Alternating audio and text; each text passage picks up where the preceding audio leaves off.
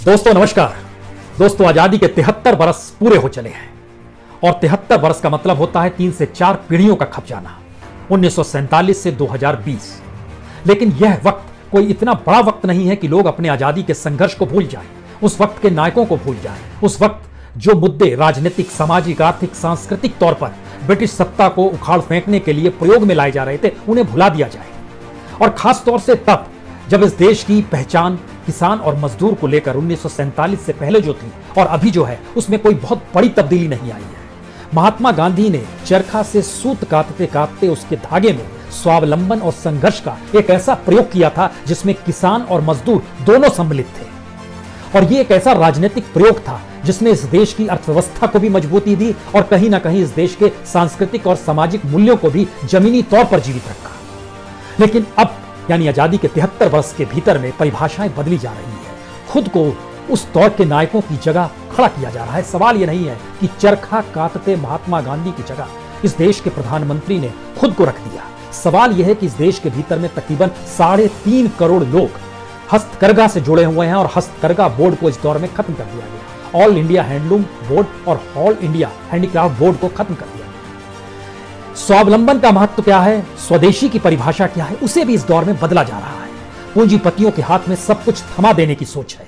मुनाफे के साथ वह इस क्षेत्र में आए, पैसा लगाए और राज्य अपनी जिम्मेदारी से भाग रहा है। ना वो जिम्मेदारी किसानों की लेने को तैयार है, ना मजदूरों को लेने की तैयार है। और अब तो हस्तकरघा से जुड़े करोड़ों मजदूर इस देश के भीतर में लाखों पावरलूम भीतर से खोखले हो चुके हैं, लेकिन किसी माथे पर कोई शिकन नहीं आती है। और अब जब बोर्ड भी खत्म कर दिया गया, हैंडलूम बोर्ड, तो हमें लगता है कि आज इतिहास के उन स्वर्णिम पन्नों को खोला जाए जिसके जरिए इस बात का जिक्र हो कि अब जब स्वदेशी को लेकर परिभाषा बदलने की सोच आरएसएस के मुखिया मोहन भागवत के जहन में आ गई और इस देश में टेक्सटाइल को हाशिए पर पहुंचाकर उसके भीतर हैंडलूम और हैंडीक्राफ्ट को खत्म करने की सोच देश के सिस्टम में ला दी गई है, वह भी नीतिगत फैसले के तहत, तो फिर कुन पन्नों को टटोलना चाहिए।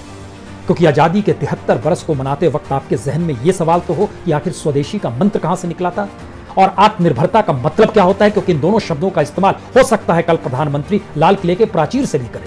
तो हमें लगता है कि आजादी के 73 वर्ष आगे देखने के बदले आज हम आपको आजादी के 75 वर्ष पहले लिए चलते हैं।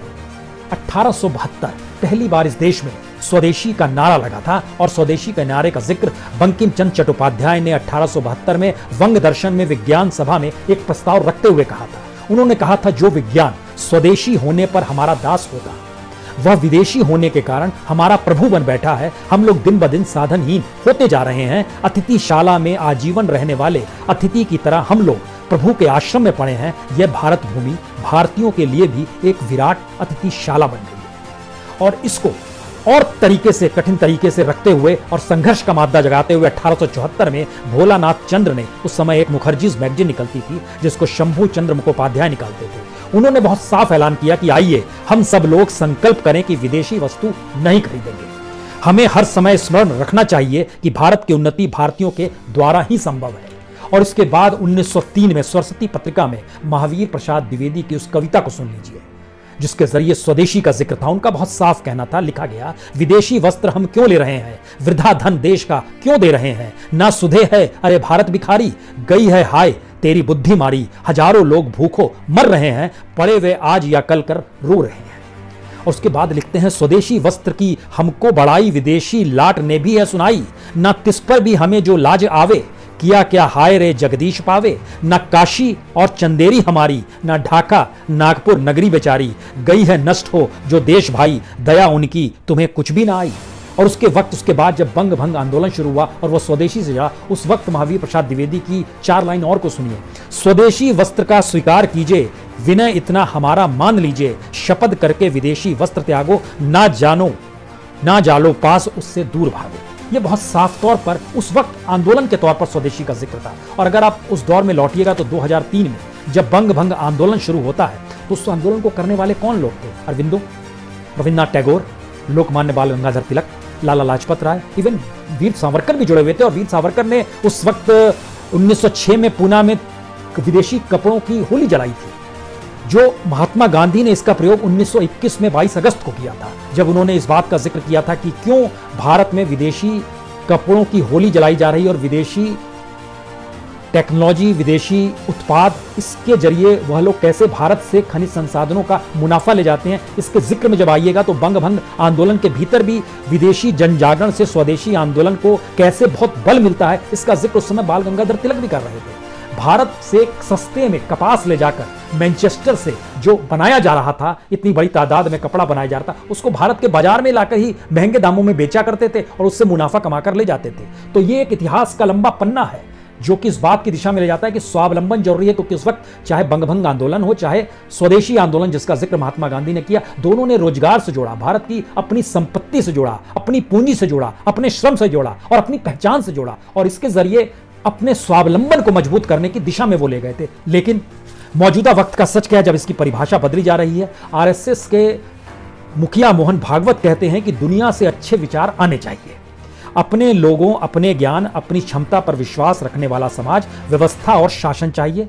भौतिकतावाद, जड़वाद और उसकी तार्किक परिणति के कारण व्यक्तिवाद और उपभोक्तावाद वाती जैसी सामने आई है। अब उसके आगे वो कहते हैं कि दुनिया को एक वैश्विक बाजार बनना चाहिए, इसके आधार पर ही विकास की व्याख्या की गई और इसके लिए दो फार्मूले निकल कर आए, एक मनुष्य की सत्ता, दूसरी समाज की सत्ता। लेकिन महामारी के दौर में यह बात निकल कर आई कि मूल्यों की सत्ता होनी चाहिए और इस मूल्य की सत्ता को उन्होंने मोदी की सत्ता से जोड़ा और इस बात का जिक्र किया कि उसके जरिए अब चीजों को समझने की जरूरत है। लेकिन सच क्या है, इस महामारी के दौर में टेक्सटाइल इंडस्ट्री पूरी तरीके से खत्म हो गई। जिस वक्त इस देश की टेक्सटाइल इंडस्ट्री और हस्तकरघा को सबसे ज्यादा जरूरत राजनीतिक सत्ता से मिलने वाली आर्थिक सहायता की थी, उस वक्त उस दिशा से आंखें मूंद ली गई। और यह बार बार सवाल था कि जब 20 लाख का पैकेज दिया जा रहा था, तब इस देश के हस्तकरघा इंडस्ट्री से जुड़े मजदूरों के बारे में आप क्या सोच रहे हैं? जो एमएसएमई के जरिए होता है, उसके जरिए जो कहा जाता है 1 करोड़ रुपए आपको 59 मिनट्स में मिल जाएंगे, यह संभव है?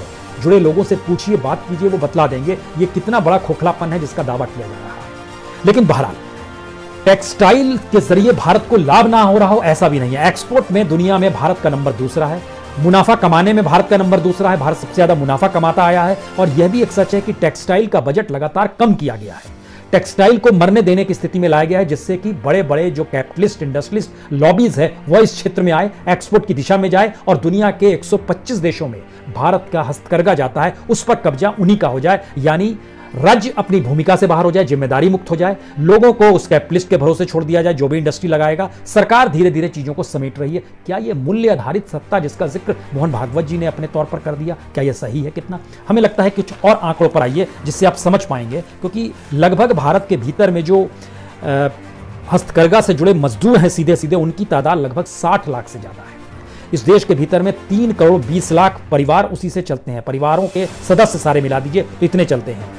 जो हैंडलूम हाउस होल्ड्स हैं उनकी तादाद लगभग 30 लाख से ज्यादा की है इस देश के भीतर। उस ग्रामीण इलाकों में सबसे ज्यादा होते हैं। ग्रामीण इलाकों में इस 30 लाख में से लगभग 26 लाख ग्रामीण इलाकों में हाउस होल्ड्स हैं जो कि हैंडलूम हाउस होल्ड्स हैं, और उसमें भी ज्यादा महिलाएं ही जुड़ी हुई हैं। तो आप ध्यान देंगे कि संघर्ष, जिस समय महात्मा गांधी ने आजादी के संघर्ष में स्वदेशी को जोड़ा, आजादी के संघर्ष में स्वावलंबन को जोड़ा, उसके साथ सबसे बड़ी वजह यह थी कि वो बार बार सूत काटते हुए जब नजर आते थे तो वह उसके जरिए आजादी का उद्घोष करते थे। 2017 में पहली बार खादी मंडल के कैलेंडर और डायरी में देश के प्रधानमंत्री सूत काटते हुए नजर आए। हम गए थे पिछले दिनों वर्धा, और वर्धा में वहाँ पर ये मिलता है जो हस्तकर सूत काटने का होता है, ये वहाँ से हम लेकर आए थे जिसमें ये काटा जाता है। इसमें यहाँ पर जो होता है ये पिन होता है, पॉइंट होता है, इसमें रुई लगाई जाती है और इसको जब घुमाया जाता है तो ये वहाँ पर ये प्रतीक है तौर पर। और देश के प्रधानमंत्री भी, दुनिया का कोई राष्ट्राध्यक्ष हो जाए, वो गांधी आश्रम में ले जाते हैं और इसे, लेकिन इसके जरिए लोगों के भीतर स्वावलंबन कैसे आता है यह सोच विकसित नहीं हो पाई। और तो और जब चीजें खत्म होने लगी तो हमको लगा कि अब उन रिपोर्ट्स का जिक्र करने की जरूरत है कि भारत में कहां कहां कैसे कैसे चीजें, पंजाब में फुलकर, मध्य प्रदेश में चंदेरी, आंध्र प्रदेश में एक्टस, राजस्थान गुजरात में टाई एंड डाई, पश्चिम बंगाल में दक्कई, ब्रोकेट बनारस का है, जैकार्ड यूपी का है। ये सारी चीजों में स्थिति यहाँ पर काम करने वाले वीवर्स की इतनी नाजुक हो गई है कि 2 जून की रोटी के लिए तक उनको मुश्किल हालात का सामना करना पड़ रहा है। और इस देश के भीतर में जो मेजर क्लस्टर्स हैं हैंडलूम के, उसमें बनारस, पानीपत, जैसलमेर, बाड़मेर, जयपुर, जोधपुर, अलवर, अजमेर, गुवाहाटी, कोरापुट, दार्जिलिंग, पाटन, बस्तर, चंदेरी, वारंगल, संबलपुर, ये सारे राज्यों में कहीं ना कहीं इनकी मौजूदगी है। सबसे ज्यादा नॉर्थ इंडिया में है, बंगाल, असम में सबसे ज्यादा है, इससे इनकार नहीं किया जा सकता है। और उनके भी डाटा सरकार ने जब जारी किया तो हमको लगता है कि किसी नौकरशाह को लगा देते और बताते कि कितनी बड़ी तादाद में लोग जुटे हुए हैं और हम उनको बजट तक नहीं दे पा रहे हैं। बजट की स्थिति यह है, इस बार जो बजट दिया गया है, टेक्सटाइल बजट जो है, वो 3514 करोड़ का है। अब आप सोचिए कि 2013-14 में जब आप चले जाते हैं, जब मोदी गवर्नमेंट नहीं थी, मनमोहन सिंह की गवर्नमेंट थी, इसका ठीक डबल कर दीजिए, यानी 7000 करोड़ तक उस समय बजट था टेक्सटाइल मिनिस्ट्री का, टेक्सटाइल इंडस्ट्री का जो बजट दिया जाता था, और आज वो घटकर 3514 करोड़ पर आ गया है। देखिए कैसे घटते आया। 2018-19 में 6943 करोड़, 2019-20 में पिछले साल 4833, और इस बार और घट गया, और धीरे धीरे ये घटते चला जा रहा है। और इसमें हैंडलूम को जो दिया जाता है उसमें भी तेजी से घटते, और मौजूदा वक्त में सिर्फ 485 करोड़ रुपए हैंडलूम पे खर्च होते हैं। हैंडलूम के भीतर भी जो डेवलपमेंट प्रोग्राम होता है उस पर जो खर्च किया जाता है वो सिर्फ 200 करोड़ रुपए, वेलफेयर स्कीम पे सिर्फ 10 करोड़ रुपए, जो यार्न सप्लाई स्कीम है यानी जो धागे की सप्लाई की बात है उस पर 155 करोड़ रुपए, जो हैंडलूम क्लस्टर डेवलपमेंट प्रोग्राम समूह है उस पर 14 करोड़। हम इन आंकड़ों को इसलिए बता रहे हैं कि इसको हर चीज में लगभग तिगुना कर दीजिए। तिगुना खर्च बांग्लादेश करता है, इसीलिए बांग्लादेश के भीतर बनने वाला जो टेक्सटाइल इंडस्ट्री है, टेक्सटाइल जो है या जूट इंडस्ट्री है, दोनों दुनिया के बाजार में इस समय नंबर 1 पर है। उसके बाद भारत का नंबर आता है, और अब तो चाइना का धागा भी आने लगा जो दुनिया के बाजार में और सस्ता हो गया। तो हमने अपनी उन चीजों को डेवलप नहीं किया जो इस देश के आजादी के आंदोलन से सिखाया गया कि इस देश को संघर्ष से जब आप जोड़ेंगे तो वह उनके पेट से कैसे जोड़ना है, यानी पेट के संघर्ष से आजादी के संघर्ष की मुनादी आजादी के संघर्ष में हो रही थी, लेकिन आजादी मिलने के बाद पेट की संघर्ष को खत्म कर दिया गया और 2 जून की रोटी भी उनको मुहैया हो जाए, इस पर से आंखें मूंद ली गई। यह स्थिति पहली बार आई है। इसके बाद की स्थिति इस देश के भीतर की अगर इस बजट से आगे जाकर अगर आप देखेंगे तो सच यह है कि जो इंडस्ट्रियलिस्ट लॉबी है बड़ी बड़ी कैपिटलिस्टों की, उनके लिए यह सबसे मुनाफे वाला सौदा होगा अगर वो एक्सपोर्ट की दिशा में चले जाते हैं। भारत के भीतर में एक्सपोर्ट के जरिए जो लाभ मिलता है, जो सिर्फ हैंडलूम और हैंडीक्राफ्ट के जरिए मिलता है, वह तकरीबन 3 लाख करोड़ से ज्यादा का है। जो एक्सपोर्ट के जरिए लाभ मिलता है तकरीबन दोनों को मिला दीजिएगा तो 3.5 लाख करोड़ से ज्यादा का मिलता है। यानी आप उसके मिलने वाले मुनाफे से ही उसकी भरपाई कर सकते हैं, लेकिन जो मुनाफा है उस मुनाफे से मिलने वाली की रकम का आप 10% भी उसको बजट में तब्दील नहीं कर पाते हैं। ये एक भारत का एक ऐसा सच है जो कि खेती में भी नजर आता है और अब हस्तकरघा में भी नजर आ रहा है। तो क्या भारत के भीतर में संघर्ष का वो मादा आजादी के संघर्ष को भुला दिया गया, या आजादी के संघर्ष के नायकों की जगह खुद को नए तरीके से रखने की सोच में ले आया?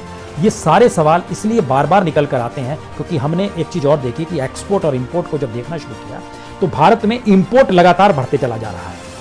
16-17 में इंपोर्ट होता था $5.4 मिलियन का, 17-18 में ये बढ़ के हो गया $10.8 मिलियन का। इंपोर्ट बाहर से माल आ रहा है। ये 18-19 में बढ़कर $12 मिलियन हो गया। 18-19 तक कहीं डाटा है। और दूसरी तरफ जो एक्सपोर्ट हम कर रहे थे, एक्सपोर्ट लगातार कम होते चला गया। जो 2013-14 में होता था वो $370 मिलियन का एक्सपोर्ट होता था, जो कि आज की तारीख में घटते घटते 313 मिलियन पर आ गया, यानी 60 मिलियन एक्सपोर्ट में कमी आ गई और यहां पे इंपोर्ट बढ़ रहा है। जो एक्सपोर्ट के जरिए जिसका हम जिक्र कर रहे थे, हैंडीक्राफ्ट से जो लाभ हुआ है पिछले साल, वह हुआ है 3,67,898 करोड़, 3,67,898 करोड़, और हैंडलूम से लाभ हुआ है 2,280 करोड़। डोमेस्टिक ट्रेड में हैंडीक्राफ्ट से लाभ कम हुआ है, सिर्फ 12,678 करोड़, लेकिन डोमेस्टिक ट्रेड में हैंडलूम का लाभ बहुत ज्यादा है, वो 2,75,000 करोड़ का है। इसका मतलब यह हुआ कि जब इस लाभ को आप जोड़ते हैं जो भारत की इकोनॉमी में जिसका योगदान है, और जब आप इनको दिए जाने वाले बजट में जोड़ते हैं, तो आप समझ जाएंगे कि हैंडलूम से जो कमाई होती है वह भी इतनी ज्यादा है कि उसका भी लाभ उठाकर अब उसको भी उन हाथों में दिया जा रहा है जो अपने आप में उस समय की जो कंपनियां थी, ईस्ट इंडिया कंपनी जो थी, उस तर्ज पे ही कैपिटलिस्टों के हाथ में दे देंगे। यानी आजादी के 73 बरस के बाद हमारी इकोनॉमी उन जगहों पर अटैक कर रही है जिस जगह को खड़ा करके इस देश को आजाद भी किया गया और इस देश के लोगों का पेट भी भरा गया। तो क्या हम एक नए तरीके की गुलामी की दिशा में जा रहे हैं और एक ऐसी परिस्थिति में आ रहे हैं जहां पर इस देश के भीतर में सारी चीजें उस पूंजी पर निर्भर हो जो पूंजी एक व्यक्ति के हाथ में हो, यानी स्टेट अपने हाथ में कुछ नहीं लेगा। इस देश का महत्व उस राजनीतिक सत्ता को चुनने के साथ हर जिम्मेदारी से मुक्त कर देना होगा, और वो किसी XYZ, किसी अंबानी अडानी को मान लीजिए, वह भी कल टेक्सटाइल के क्षेत्र में आ जाते हैं तो उनको मुनाफा ही मुनाफा मिलेगा, क्योंकि मुनाफे के आंकड़े तो बहुत साफ हैं और उसको बजट आप कम दे रहे हैं, धीरे धीरे उसकी मौत की दिशा में उसको लेते चले जा रहे हैं। तो 73 बरस पूरे होने पर लाल किले के प्राचीर से जब स्वावलंबन का जिक्र हो, जब स्वदेशी का जिक्र हो, तो मौका मिले तो ये सवाल किसी भी लेवल पे जरूर कीजिए कि ये परिभाषा आपने कैसे गढ़ ली, परिभाषा आप बदल कैसे रहे हैं, क्योंकि इस देश में आजाद आज़ादी जो थी उस संघर्ष से मिली थी जिसमें लोगों का योगदान था और लोगों की जरूरतों को पूरा करने की जिम्मेदारी थी। महात्मा गांधी ने ठीक कहा था, आज़ादी तो मिल जाएगी, लेकिन इसका यह मतलब नहीं है कि आपकी गुलामी चली जाएगी। अंतर सिर्फ यह होगा कि गोरी चमड़ी के बदले भूरी चमड़ी आ जाएगी, और यह भूरी चमड़ी आपको और लूटेगी, क्योंकि यह बार बार इस बात का एहसास कराएगी कि हमारी चमड़ी और आपकी चमड़ी तो एक ही है।